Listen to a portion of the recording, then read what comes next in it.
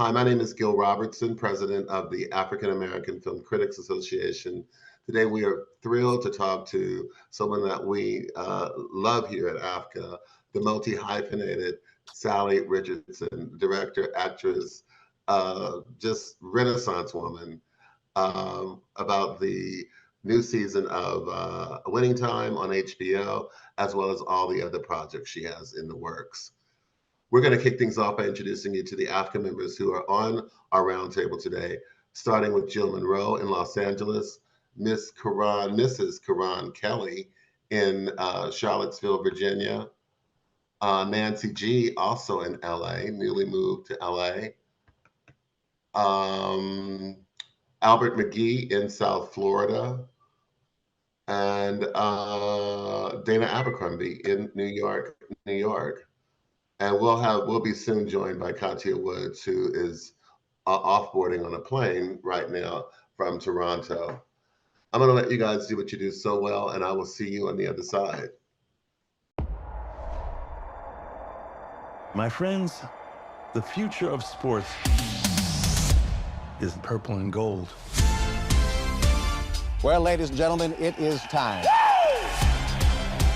Magic and the Lakers are back to defend their title. What a time to be alive. It's my fucking time. You can't have the money, the power, and the love, Irvin. How about this for a headline? The greatest who ever lived is a goddamn Celtic. Ain't nobody scared of Larry Bird. Sit down there, relax. Put on a show just for you.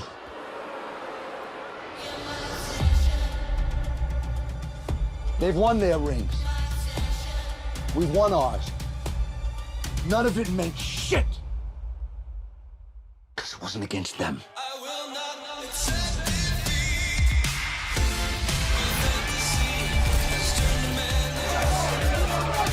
This is survival of the fittest. It's not about basketball. It's about winning. Win on three. 1, 2, 3, win! That is what I'm talking about.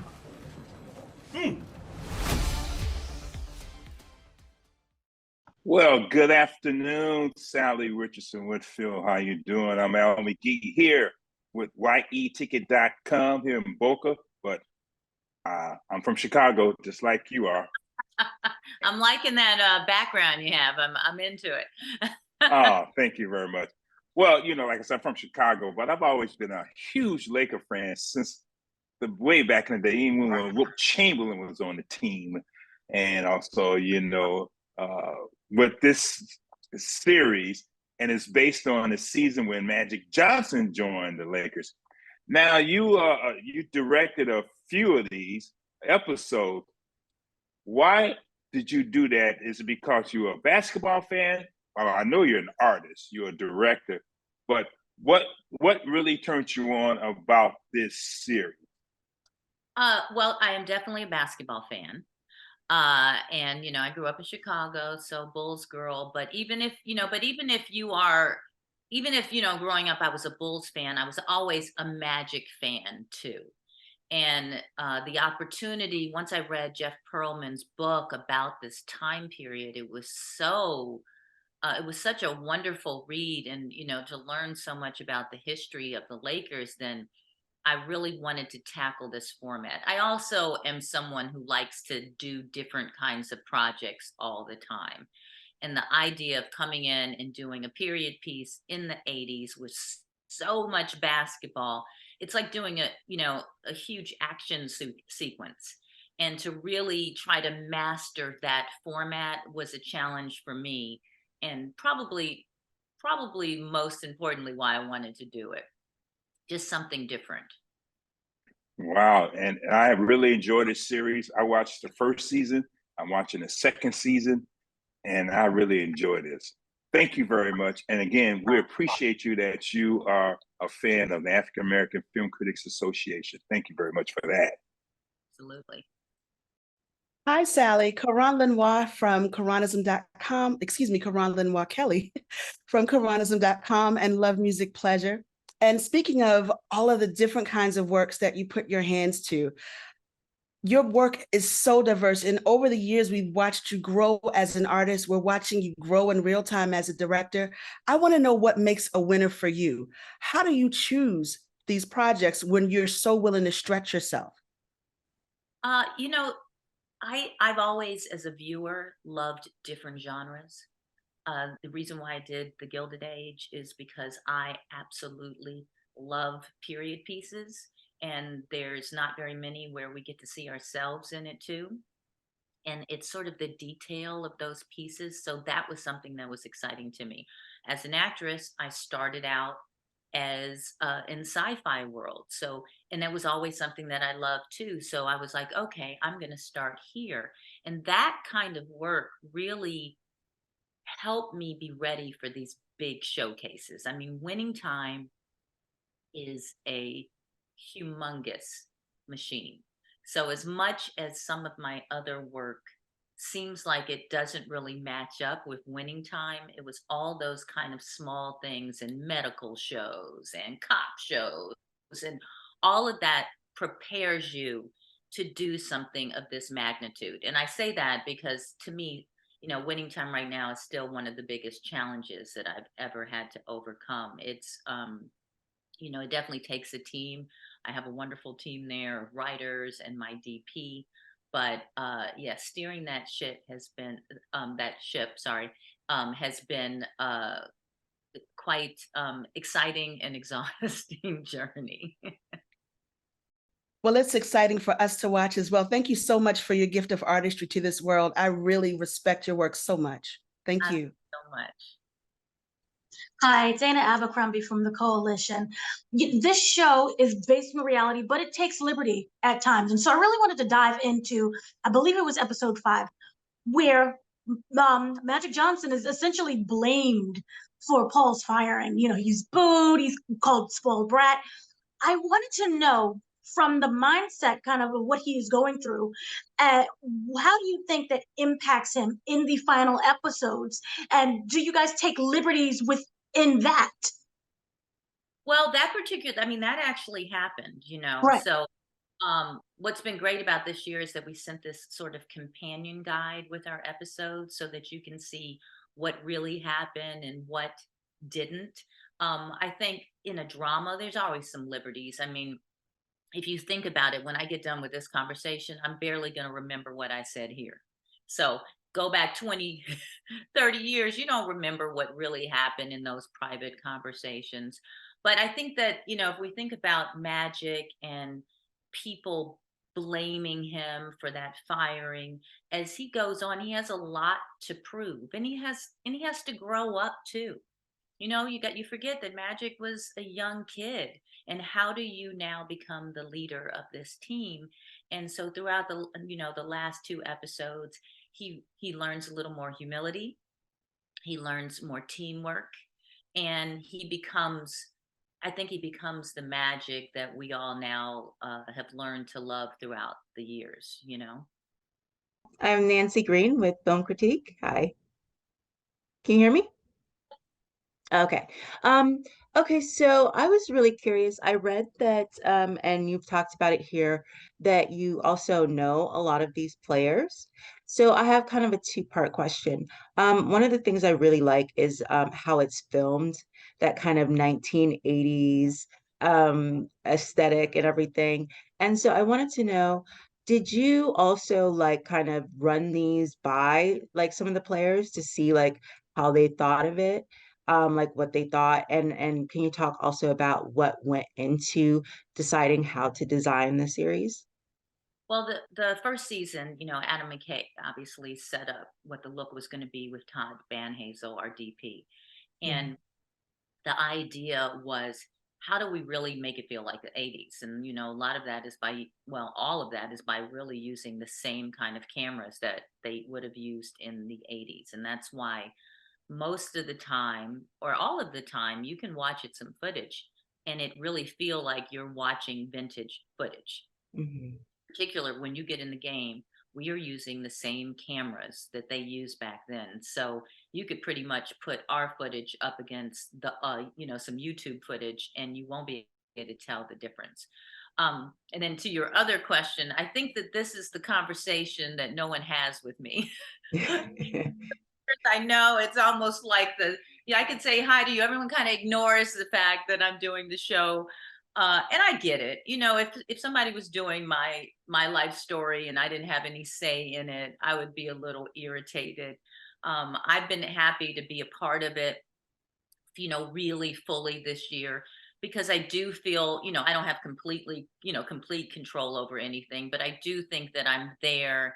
And because I know some of these guys in real life, mostly through my golf, because I play a lot of golf and they all play golf, I can kind of raise my hand if something doesn't seem genuine or seems wrong. I can go, and give my opinion. And I feel that the producers and the show, they respect my opinion on it.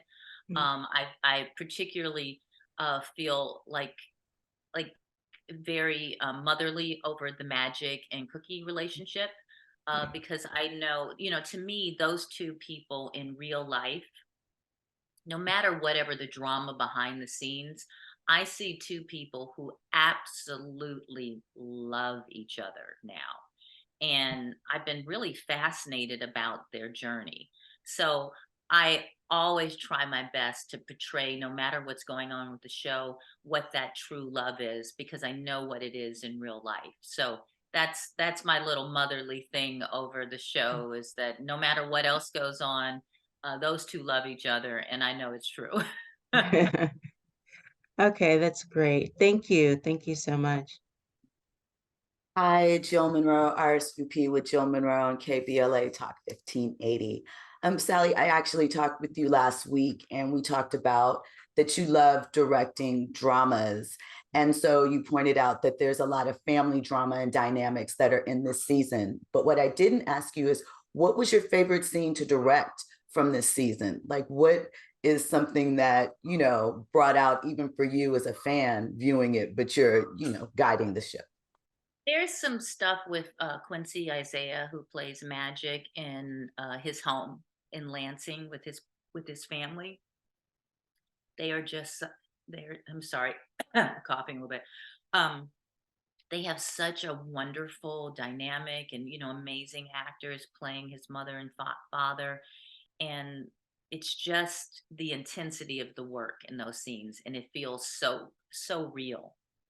I think I love those the most as far as the drama. And then, although it was painful to do, in the last episode, actually in the next to last episode, we have a very complicated basketball sequence that me and Todd Van Hazel, the DP, really are the architects of designing. And although it was this crazy puzzle and it was very intense to design, when you see it, which is next week, is this new episode coming up, you'll understand how proud we are of it at the end of the day. So I think those two things and wait, I got one more. There is a sequence with Jerry Buss and his kids, I think in the first episode, with this scene of them arguing over Monopoly. It was so good. It was so good. I had so much fun. I love when it's like there's some intensity between him and his son, that where you can just feel that some violence could happen at any moment. I love that, because that's real family. That's real family drama that those actors brought to it themselves. And that's when it gets good, when it meets visually with the writing and the actors finding something new at the same time. That's when you get something very special. Amazing. Thank you so much. Hey, Sally, this is Al McGee back again. And also, I am a Bulls fan too. Also, I love the Bulls too. Bye. But one of the best actors, not best, but one of the actors that I really enjoy for over the last 20 years has been John C. Reilly. And he's a veteran actor. How did y'all get him to, act with Quincy Isaiah and Gabby Hoffman and other younger actors? And also, how did you get him to be Jerry Buss and learn more about Jerry Buss, because I really didn't know a lot about Jerry Buss because I haven't read all the books. I mean, and things like that. But man, this guy really makes me feel he's Jerry Buss. Well, first of all, like you said, John C. Riley is a amazing actor already. And then you pair it with, I think that in reality, he was born to play this role. So we now put those two things together. And John C. Riley has an amazing work ethic. You know, he is bringing all of that. That's all his work that he has done at home to make sure that he is honoring that character in the right way. All of our actors, you know, Adrian Brody, they are putting in that work, especially Quincy Isaiah playing Magic. So he plays like Magic. So he smiles like Magic. You know, we're just very lucky that Francine Maisler in the first season cast people uh, who are just brilliant actors. And I think somehow paired with that, like the universe planned that this will be the perfect roles for them. So I'm hoping that this next season, I hope that next season these actors, you know, get noticed for this incredible work they're doing, because I think last year, you know, we were snubbed a bit, maybe because of the drama, but there's some performances that are happening that should definitely be noticed. Wow. And you know, that's what I like about this series. It is the drama, the behind the scenes that we as fans, we don't get to see because we don't know these people personally.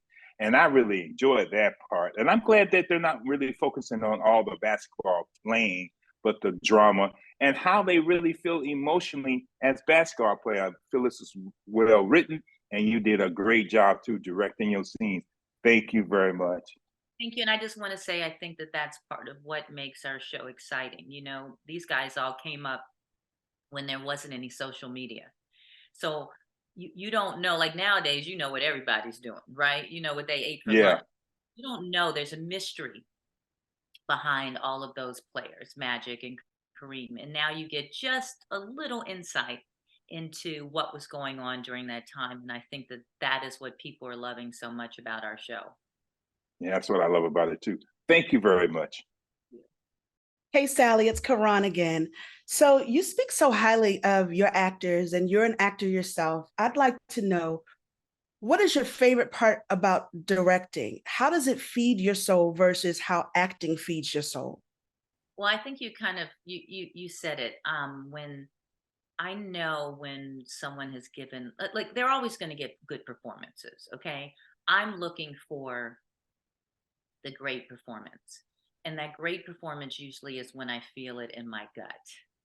You know, I'll be looking for that. I'm watching them. I'm like, it's good. Everyone else is sold on this, but I don't feel it in my gut yet. And being able to work with an actor and talk about how we, you know, how I get everything I know that's inside of you. As an actress coming up, I don't know if I ever worked with a director who pulled out everything I had to give. And so it's really important when I work with actors to try to pull it all out of you. And sometimes you need a little help. Sometimes you need someone to whisper the right thing. Sometimes you need me to yell at you.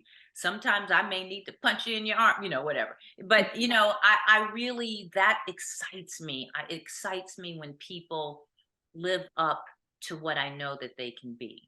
And I think that if I ever went back to acting, which one day I think I'll do something, I think that I'll be a better actress because of what I've learned as a director. And it's really about being brave and not being afraid to look stupid, because you have to try things and you have to maybe go too big, or, you know, and it may be silly, it may be wrong, but the only way you can find that great performance is to be brave and try anything. And we have those kind of actors.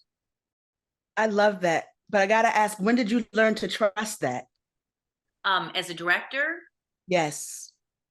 I think that for some reason I naturally had that. And I think it's why uh, I decided to become, you know, like kind of leave my old life. Is that the first time I started, like within my first 1 or 2 episodes of doing Eureka back in the day, I went, oh, I get this. And I was already okay to trust my instincts more than in acting. I really trust that if this is what I dreamed and I visualized that this is what this scene should be, that's what we're doing. And that's how you have to be as a director.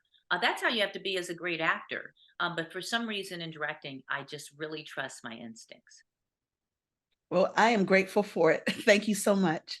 Thank you.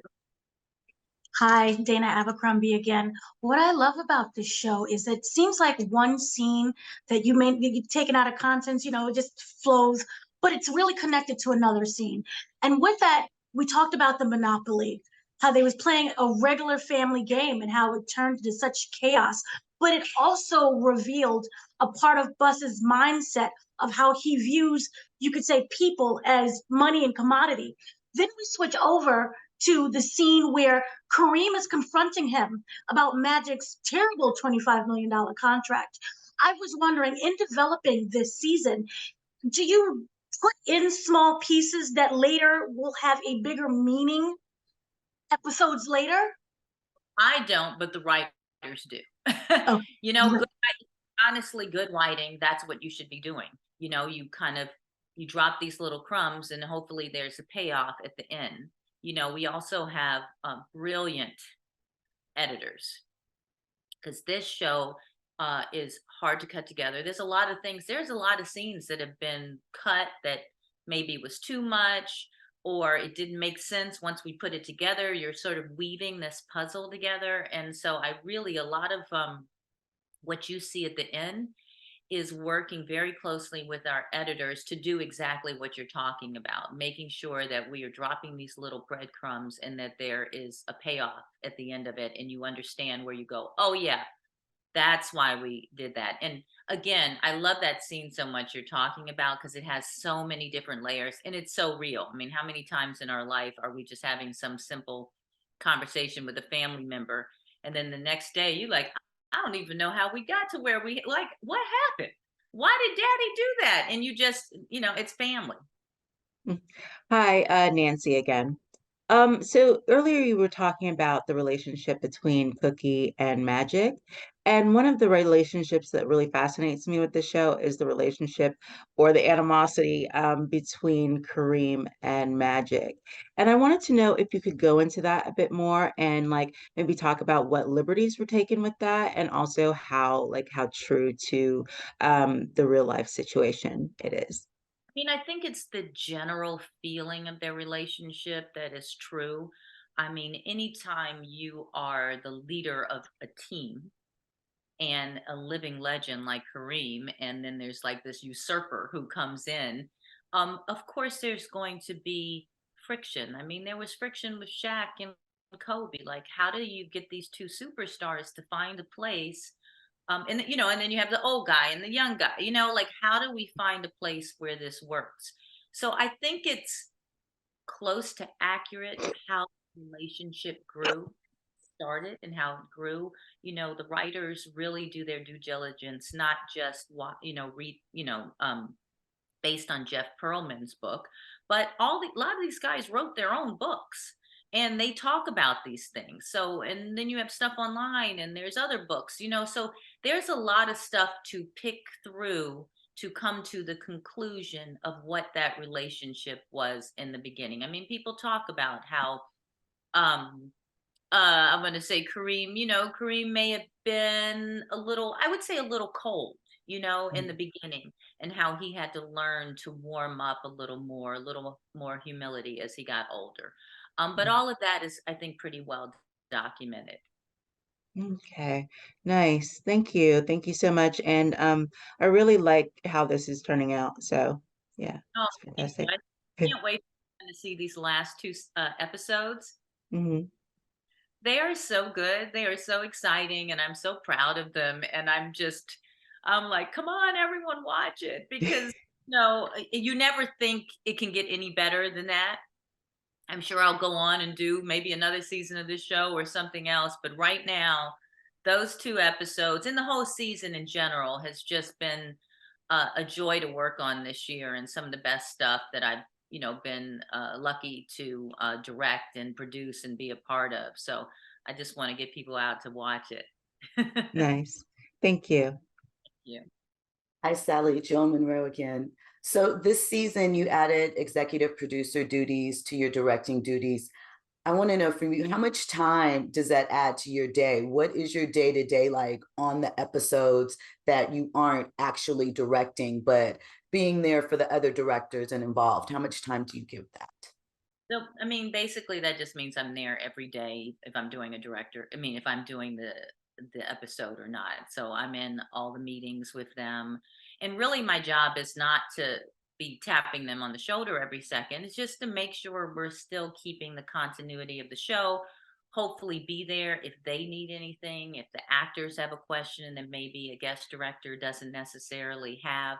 Luckily we had Tanya Hamilton from last season, another Black female director who's amazing, who kind of, who knows the show already. And then we had our DP this season. So he but it was his first episode. So, he definitely, and we work as a team a lot anyway. So, I was there to help him. So it's just really to be there, continuity. I can know if something doesn't seem right, because I think there was one time someone was doing, I'm not going to say who, was directing a scene with some camera movements that we don't do on that show. We do have, even though it doesn't seem like it, we have rules to the show. And I can be there as a gentle reminder going, I need you to get this coverage too, because that's not necessarily our style, although I would like you to have the freedom to do it. We just need to be safe and make sure we have everything that we need, because this is just how our show runs. So hopefully it's not to bug people too much. And then I'm also there through the whole editing process. Last year I'm there through all of post, color correction, mixes, press. So it's much more time intensive than just coming in and directing the last 2 episodes. And also, you mentioned that you shoot on the same style cameras from back in that time period. Does that mean that a good portion of this is shot on film in addition to digital? No digital. No digital. It's all film, 16 mil, 8 mil, this thing called Ikegami. Yeah. So, yeah, all film. Sally, now I know last season you also had directing chores with Gilded Age. Can we expect to find your handprints on season 2, which is about to premiere? Yes, in October. So I did not direct this season because obviously Winning Time was, it kind of started bumping up. But I did start the season with them working on sort of help, what the new storyline was going to be for this year. When our first director was there, I was up there doing kind of what we're talking about, just sort of making sure everything was a smooth transition into this next season. And like one of the directors, what's been so great about this, I was able to get another Black woman, Crystal Robinson, an opportunity. We're at this point where you are ready, but you haven't been given that shot. So I was able to bring her in, and there were a few times where, she had some questions and she could call me and we can talk about it because I know the show and let's figure it out, because I want her to be, successful. I want her to knock it out of the park, which she did. So that was sort of my job this year. I kind of popped in and out, and Winning Time became my my new baby, and my teenager was off and running by itself. Well, this is terrific. Well, we thank you again for your time. We're always here for you. And on behalf of the world's largest group of Black film and TV critics, and thank you, by the way, I see one of your AAFCA awards behind you. I know it. Yeah. Thank you. Yes. Love you, doll. Okay, guys. Thank you so much. I appreciate it. Absolutely. Thank you. Everyone. Thank you. Thank you. Of AAFCA Roundtables. Have a great day. Nice.